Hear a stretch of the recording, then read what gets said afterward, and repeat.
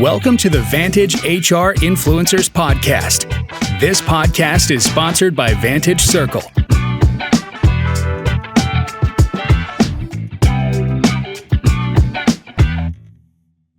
Hello, everyone. Welcome back to another episode of the Vantage HR Influencers Podcast. I'm your host, Riha, and today we're diving into a topic that's crucial for modern organizations. That is, how to leverage employee feedback to reshape policies and drive deeper engagement. As work environments evolve, so do employee expectations. What worked in the past no longer really applies to shaping a thriving workplace culture. Now, employees want to be heard, and their feedback can be the key to creating policies that not only address their needs but also foster stronger engagement and retention. And to help us break this down, I'm joined by Pooja Malhotra, Head HR India at StoneX Group Inc. Welcome to the show, Pooja. It's a pleasure to have you with us today. Thank you. Thank you, Riha. Pleasure is all Uh, mine. we are equally delighted. So, to kick things off, Pooja, can you briefly take us through your professional journey so far? We are eager to learn about your journey. Thank you, Riha. Like you said, I currently work with StoneX. It's a global capability center based in Bangalore. So I'm based out of Bangalore. However, we have two locations, Pune and Bangalore. I head human resources for the StoneX GCC India. I also help StoneX manage other India entities which they are in the process of setting up. This is related to the business. Now, before StoneX, I was with Goldman. Um, Goldman, I was with Goldman for about a year, 9 months. It was a different role. So it was more connected to business. I was a chief of staff in the platform solutions division. And that before Goldman, I was head HR for British Council's GCC in Noida. That was for 11 years. And before that, I was with eValueServe in Gurgaon. I joined them as a entry level junior HR, and when I left them 6 years later, I was the senior manager for human resources. In fact, eValueServe gave me a lot of exposure, right from general HR to corporate HR, and then finally leading the entire HR business partnering team. So overall, about 20 plus years in HR, particularly the global capability centers industry, which we are seeing is evolving as we speak. That's such an inspiring venture, Pooja. Thank you so much for sharing your experience. Thank you, Riya. Okay, so now with your permission, I would like to delve into our topic further. Shall we? Sure. Absolutely. Go ahead. Oh, yeah. So, we often hear about the importance of employee feedback, right? But what does it actually mean to truly listen? And how does it really differ from just collecting data? What do you have to say about this? So, I think true listening and not just collecting feedback and data is about establishing and instituting strong processes around what helps us listen. Um, you could have formal and informal processes both. So, for example, an example of a formal process is an engagement survey. StoneX does an annual engagement survey, typically in March of every year. This is global. It is done across the firm. And then we look at results regionally, globally, and then try and analyze the data. Informal engagement, informal listening can be done in multiple ways. So you have HR business partners, and I believe HR business partners are absolutely key to maintaining that connect and bond, both with the leaders as well as employees. So again, to give you an example, in StoneX, especially for India, we do give our employees both formal as well as informal channels locally, regionally, to reach out to HR. So, for example, we'll do a maybe every 6 months we'll do an ask me anything session from HR, especially after a policy has been changed, or we will just once in a year or once in 6 months do HR connects, and we will try and ensure that at least 80% of the organization attends it, people attend it. Uh, there will be some structure to that, to those conversations, where we will give them some updates, but a large part of that conversation will be free flowing, where people can ask any question, and that, sometimes it leads to very interesting debates. And as an HR business partner, you understand, what is the pulse, what is going on in people's minds, what are their worries, and so on. Now, typically, engagement survey is a very important tool because it helps collect data, analyze the results. In fact, it's a great tool to show to our leaders that this is how the trends are. It helps leaders interpret the results and then take actions, which we have seen so far in our engagement survey journey, especially here at StoneX. In fact, in my previous organizations also.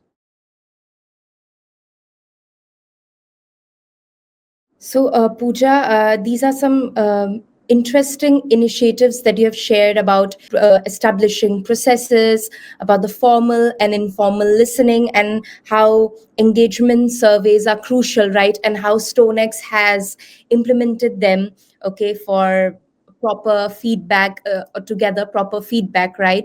So, like, it really sounds like organizations really need to take that extra step to show that they are genuinely engaging with the feedback, and they are using it to drive the change, right? Yes, yes, absolutely. It's very, very, very important, because otherwise it doesn't establish that circle of trust. If you take feedback Yes. from people but don't do anything about it, uh, then there'll be a point when people will stop giving feedback. So certainly there has to be an action. You have to close the feedback loop and the communication loop around it. Yes, well said. Absolutely. Okay, so now moving ahead, uh, can you give an example, Pooja, when feedback had directly led to a major policy change? I can talk about global policy change, and I can talk about local policy changes also.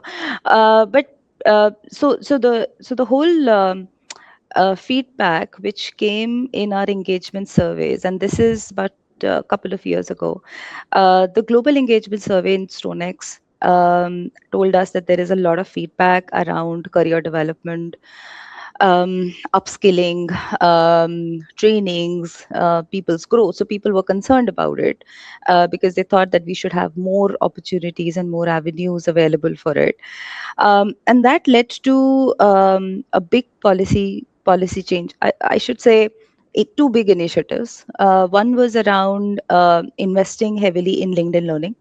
So today, anybody who joins StoneX globally gets a LinkedIn learning license, where there are certain career pathways which are suggested, which people can take to understand StoneX culture, our competencies better, and they can also undertake. Well, their managers can suggest career, pathways for them if they are looking to build some specific skills, um, both in technical domain as well as soft skills area. So that is a big policy change that came about a couple of years back. Also, based on that feedback, we also started a global job architecture project, which basically aims at clarifying global career levels, global career titles, so that people can actually see growth. They can see career pathways moving from your existing pathways to an alternate career pathway, and they can also see growth in terms of, what is the next level and what can I aim for, and so on. And to enable that, you have LinkedIn learning as one of the tools available globally for people. Now, these are two global examples of a key policy change. I can also talk about a local example where we received a similar feedback for India in the last engagement survey, that agreed, there's a job architecture project, there is LinkedIn learning, but what can we do locally to ensure that people are developing on their technical skills, and other skills, and other domain skills, and how to get to know the business better. So what we started was, with a specific team, we started a 3 months reskill program where we understood from people what skills are they interested in developing.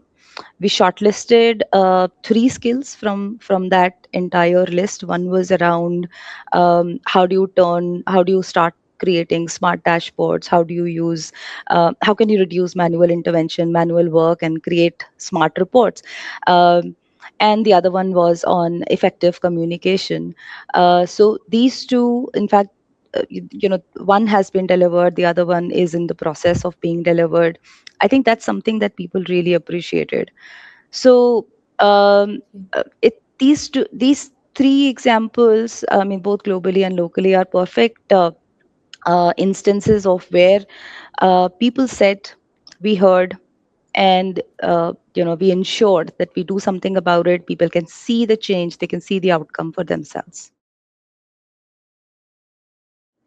Pooja, these are some really powerful examples you shared, that how feedback really influenced that policy. Like your company, StoneX, literally heard the employees and made the necessary implementations and changes, right? Yeah, So, like, it really shows that how organizations, when they act on feedback, it not only addresses the issue, but it also strengthens that bond with employees, right? Which you have been able to establish it. absolutely. See, it's about intent, um, Definitely. doing a survey, taking feedback from people.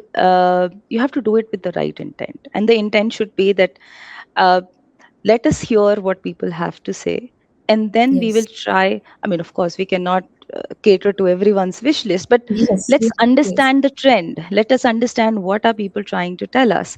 And uh, and if there is something that we will be able to do as an employer, and contribute in people's growth, their careers, Yes. and Yes. if it makes sense, if it is fair, then we will definitely come back and do it. Yes. Yes. Absolutely. Okay. Now moving ahead. So, one of the challenges with employee feedback is ensuring that employees feel their voices are heard. Yeah. So, how can organizations build that trust, so that employees feel safe enough to share their honest feedback? Yeah, I mean, this aspect of feedback sharing is absolutely critical. There are two schools of thought. I mean, one is about anonymous feedback, and the other one, some leaders actually believe that we should create such a safe space that it should be okay for everyone to, stand up and voice Yep. out what they feel about it. At StoneX, we believe in giving people multiple opportunities in across both areas.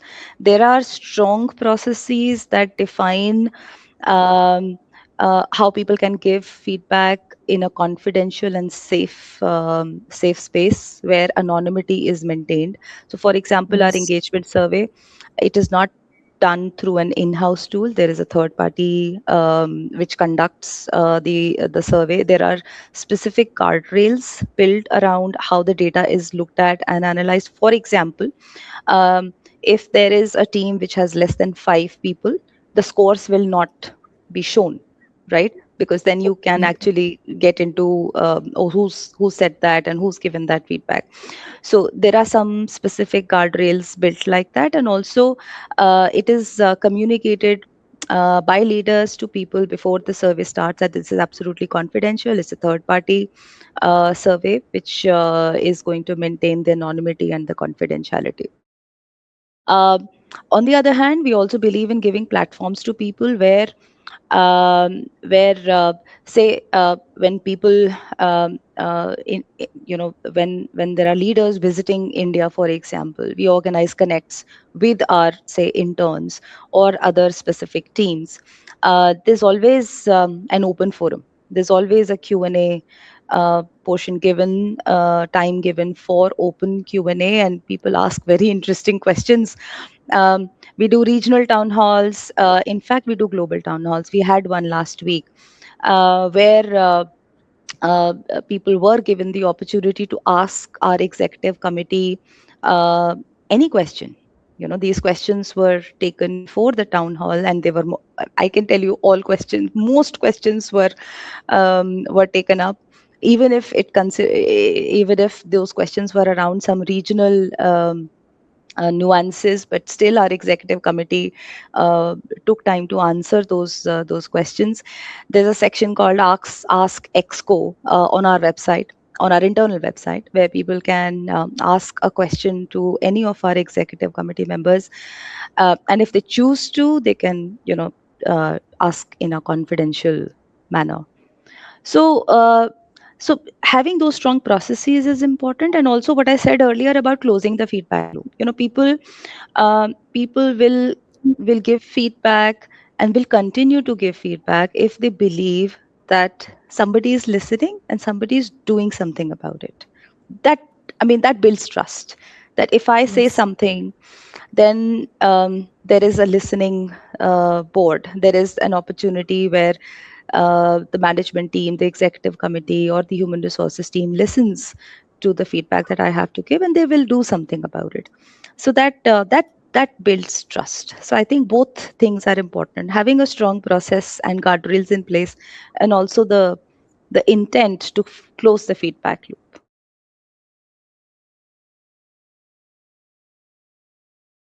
Pooja, you've made some you have mentioned some important pointers here. First of all, about the processes that you mentioned, implementation of the processes to ensure the feedback goes on, okay, in different processes and styles. And secondly, like about closing the feedback loop, I think that's the most important part here, right? That Yeah. intent of, like listening to the employees and actually putting them into action, okay, so that the process continues, right? That is the main factor here that needs to be taken into consideration. Yeah. That's That's how absolutely trust. that's absolutely true. And at StoneX, we have both. We have global processes which are strong, which signify and which give trust to people that these are confidential feedback. And we have local processes as well, where as an HR business partner, uh, we ourselves go and listen to people, and we also encourage our leaders to go to people, understand their concerns, and then we work with the leaders. The HR business partners will work with the leaders to close the loop and plan some actions that can be taken, that are visible, and have specific Yes, outcomes. that's great. Okay. So, how are tools like AI or employee engagement platforms changing the game here, Pooja? And what role do they really play in turning feedback into this meaningful action?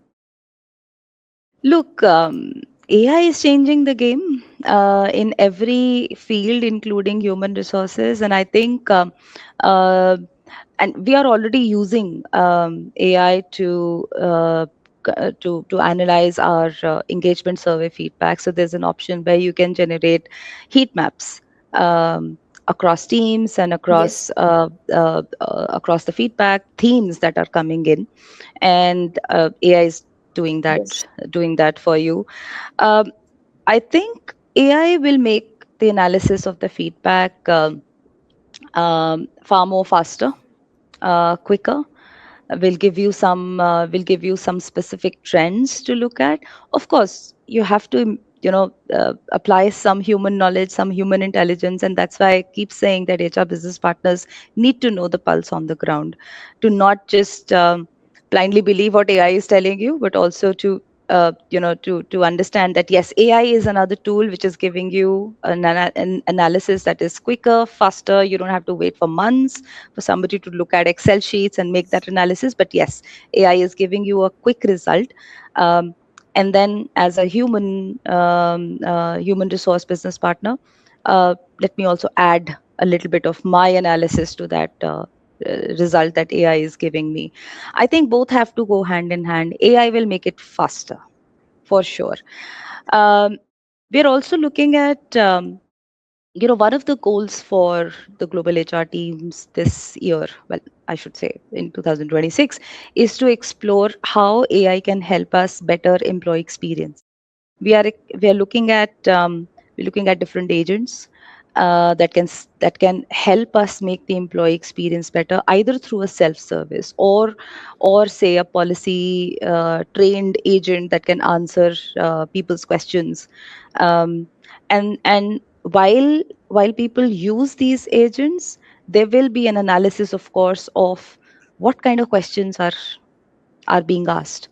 That will tell us, okay, there are some of these policies that need to be better explained, or maybe some benefits that need to be better explained to people. I can tell you one of the most popular queries we get are around benefits. So, for example, your insurance benefits. These are huge pages of policies which are sitting on our SharePoint, right? And I believe every organization does that.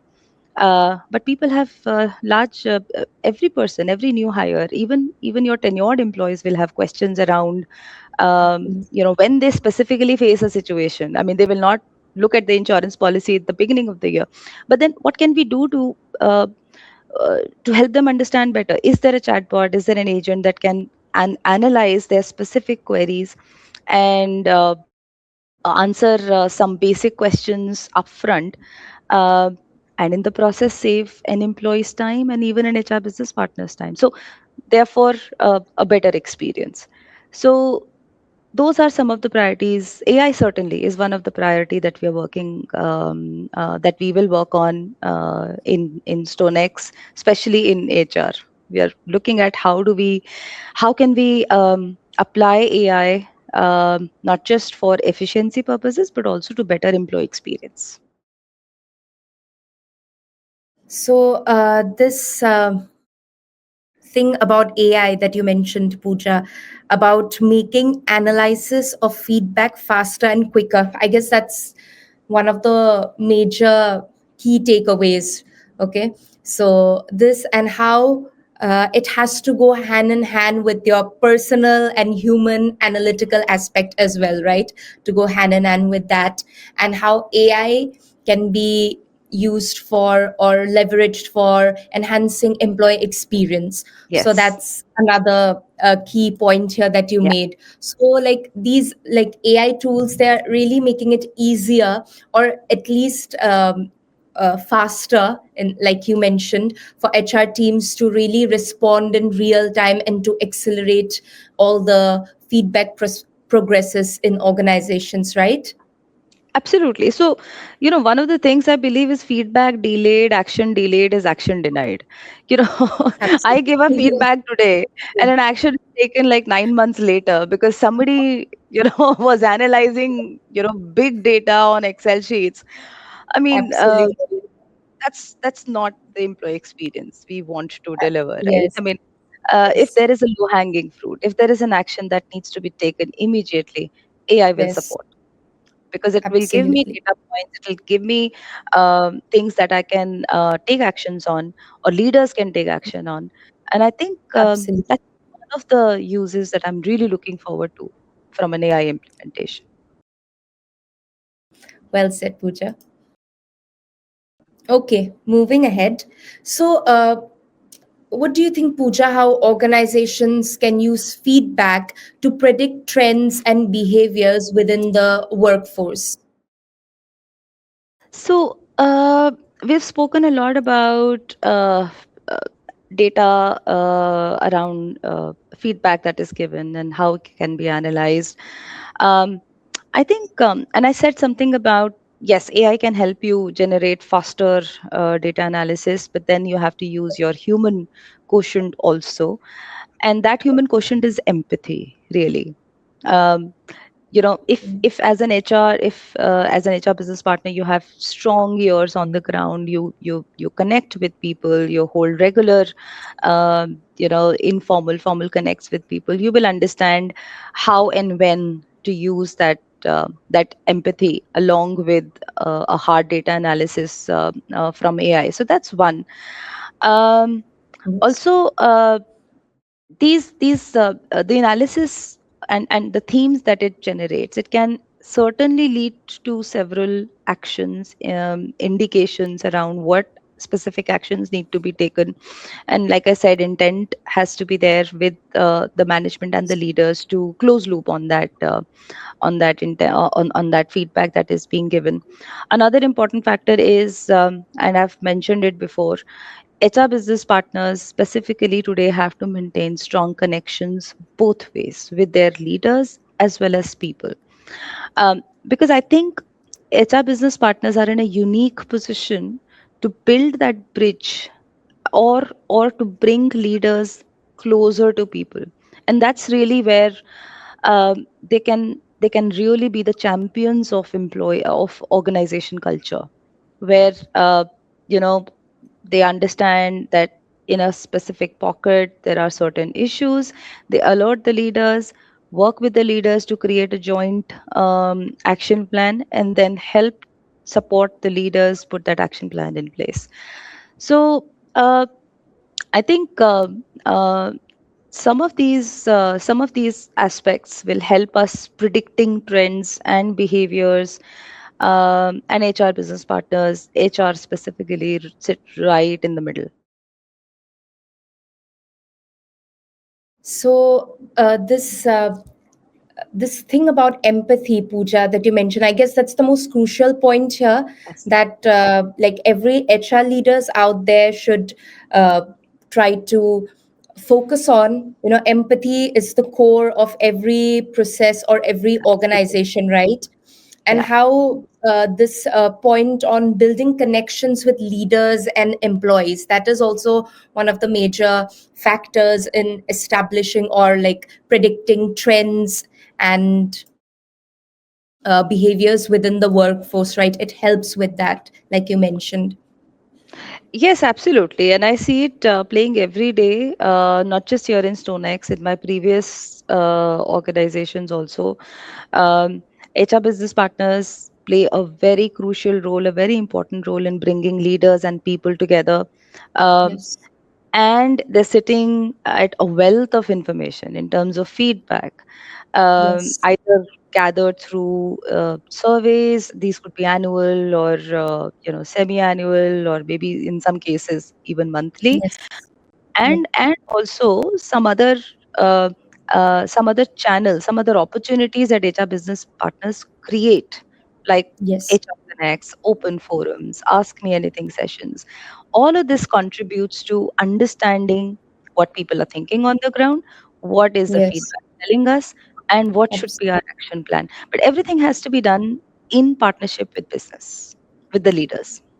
Yes. Absolutely. So now, while we try to wrap it up, so what can leaders do to actively encourage and integrate feedback into their decision making process rather than just passively accepting it? What do you have to say about this? Be open to feedback. Leaders have to be open to feedback. I think that's a very critical leadership trait. I will say that they have to be open to feedback. I've seen several instances here in StoneX. So, for example, I was telling you about the executive committee town hall that happened last week. In fact, this is a regular feature, happens every quarter, um, where executive committee will take questions directly from people. These are questions that people can send before the town hall, or they can ask while the town hall is going on. And I've found our leaders, our executive committee leaders, to be absolutely open for answering questions, open to feedback. Um, I also mentioned about another example is an Ask Exco. So there's a feature which is sitting on our internal website called Exco, where anybody can ask any question from our executive committee. Now that tells me that our leaders in StoneX are absolutely open to feedback, um, and that's the first step, really. The second thing that I would, the second trait, leadership trait that I would like to talk about is the intent to take an action. So being open to feedback is one thing, but then what do you do with it? There has to be an intent to take actions around it. and and mind you, quicker actions, timely actions. It cannot like wait for months. Today's world is very different, and especially with Absolutely. with a multi-generational workforce. um, you need to be very conscious about how much time do you need to take actions. Our executive committee is absolutely clear about the organization being very nimble uh, um, in terms of taking decisions. So my confidence is there on our leadership today that they are open to feedback, they are ready to take actions, and they will take actions. um, I think the other trait leaders can also display is to and maybe this goes to even middle managers and mid layer leaders, that they need to have open conversations with their teams and their team members about having an honest conversation about what can they do better, what can they change. Sometimes in the whirlwind, while you're trying to put out fires, it's difficult to see and maintain an objective point of view. But then and then as even as leaders, you develop a few blind spots. But then if you have an open and trustful relationship with your teams and your team members, um, and this will not happen in a day. A leader will need to ask maybe multiple times, maybe 5 times or 10 times before some feedback trickles down to them. But then it's about doing that consistently, and again closing the feedback loop. So if a leader's if a leader does that, I think that's how they build trust into the with people, that their feedback can be shared, and it will be acted upon, and any feedback can be given. Pooja, these are some amazing, I mean, pointers. Okay, that leaders should really implement or look forward to, like in the feedback process. Like you mentioned, that openness to feedback in leaders, so that is one essential thing. Okay, and Absolutely. that intent to take necessary actions, but definitely quicker and timely manner, like you Yeah. said. And having honest conversations with the teammates, that definitely is one of the best way to build trust, right? That Yeah. honesty that develops among the team members and leaders, and definitely closing the feedback loop. So these are some, I guess, all the leaders out there who haven't really been able to pull this off, they should really focus on this and try to implement this and put them into action, particularly on matters of feedback, right? Oh, absolutely, absolutely. In fact, there are several tools available today for leaders to build their self-awareness also. They can take self-surveys, Yes. which tell them what are their strong areas and where they should, develop on. That builds self-awareness, that builds openness also. Um, Yes. and so there has to be a lot of work that leaders will have to do for themselves in that Absolutely. space, and that for me is self development.